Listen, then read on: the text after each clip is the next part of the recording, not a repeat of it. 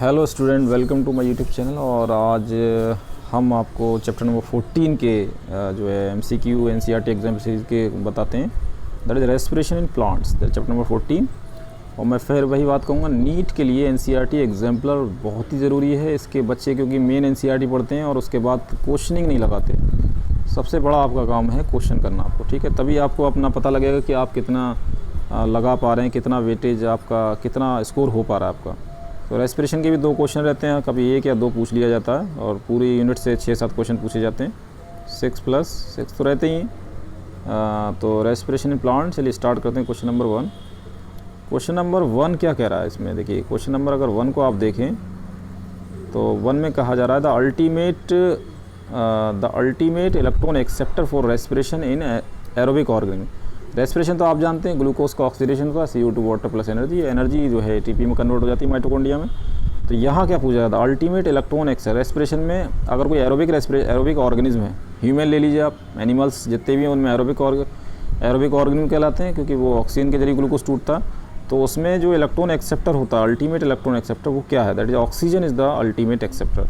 Oxygen जो है क्या करेगा, इलेक्ट्रॉन को एक्सेप्ट कर लेगा और आगे की तरफ बात प्रोसीड होगी ATP फॉर्मेशन के लिए।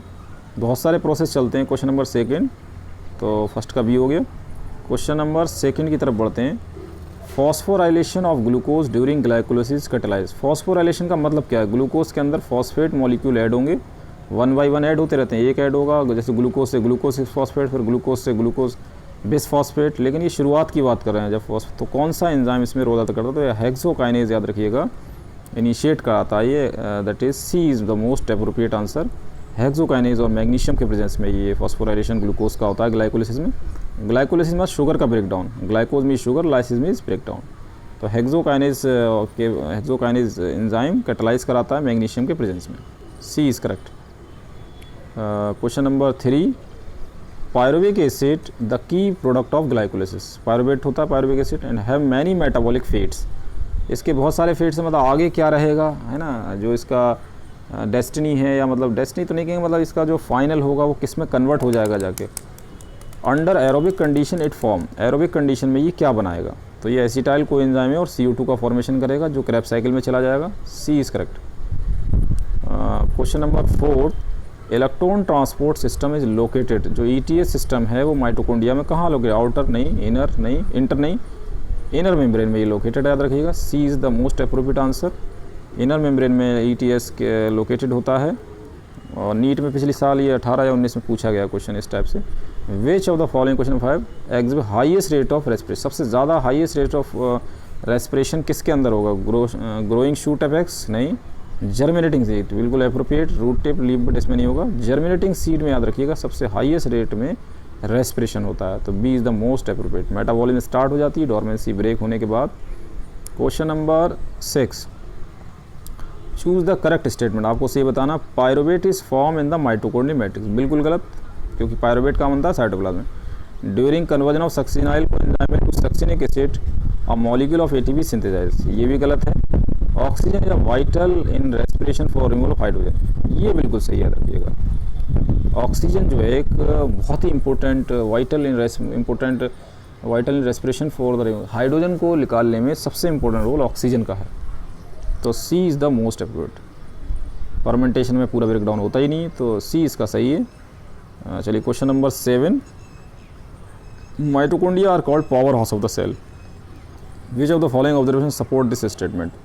माइटोकॉन्ड्रिया को क्या कहा जाता है, power house of the cell. तो कौन सा स्टेटमेंट इसको सपोर्ट करता है, माइटोकॉन्ड्रिया सिंथेसाइज ATP, बिल्कुल सही बात है। माइटोकॉन्ड्रिया है डबल मेम्ब्रेन तो है, लेकिन ये पावर हाउस के हिसाब से आपको सपोर्ट बताना, तो उस हिसाब से अगर आप देखें तो उस हिसाब से तो ए हो जाएगा कि वो ATP को सिंथेसाइज कर रहा है। बाकी बातें भी ठीक है, लेकिन जो इस स्टेटमेंट को जो सपोर्ट करता है कि पावर हाउस किस चीज़ का, एडिनोसाइन ट्राइफॉस्फेट, ATP का सिंथेसिस होगा। तो ATP का सिंथेसिस होता है ETS के जरिए, इलेक्ट्रॉन ट्रांसपोर्ट सिस्टम, तो A is the most appropriate.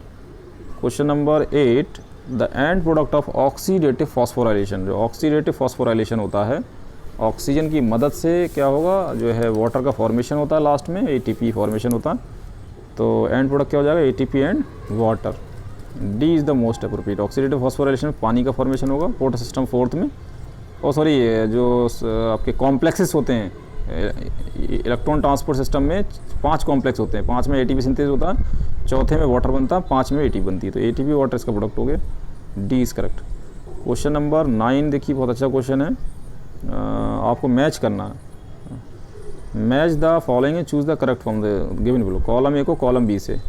तो मॉलिकुलर ऑक्सीजन याद रखिए हाइड्रोजन का एक्सेप्टर है, और अगर मॉलिकुलर ऑक्सीजन का हाइड्रोजन एक्सेप्टर है और तो ए का सेकंड कितने में, 2 में है, और ए का सेकंड और इसका फर्स्ट हो गया, तो ये डी कार्बोक्सिलेशन अल्फ़ा कीजिए, decarb removal of CO2 alpha keto glutaric acid. उस हिसाब से अगर देखा जाए तो बी का आपका क्या हो जाएगा, इलेक्ट्रॉन एक्सेप्टर कौन है, तो इलेक्ट्रॉन एक्सेप्टर साइटोक्रोम सी है, और पायरुवेट डीहाइड्रोजनेज क्या आपका, ये आपका सॉरी एसिटाइल कोएंजाइम में हो जाएगा, सी का फोर्थ हो जाएगा, डी का फर्स्ट। तो उस हिसाब से तो ए सही बैठ रहा है, ए इज़ करेक्ट। ए तो इस टाइप के जो मैचिंग वाले क्वेश्चन है वो नीट में बहुत रहते हैं, और रेस्पिरेशन हो, फोटो, जो पूरी यूनिट काफ़ी इंटरेस्टिंग भी है, और आप इसे इंटरेस्टिंग बनाइए। बोटनी थोड़ी कंफ्यूजिंग लोग कहते हैं, लेकिन आपको ज़्यादा से ज़्यादा वक्त बोटनी पे देना है। 45 question that is asked in the NEET, तो it is all about the, ये हमने जो है रेस्पिरेशन चैप्टर जो है उसके बारे में उसकी क्वेश्चनिंग की है, और कुछ जो भी NCERT एग्जाम्पलर सीरीज के क्वेश्चन डिस्कस किए हैं। और अगर कोई भी क्वेरी हो तो ask in the comment box. Keep watching, sharing and subscribe my channel. ठीक, चलिए मिलते हैं नेक्स्ट वीडियो में।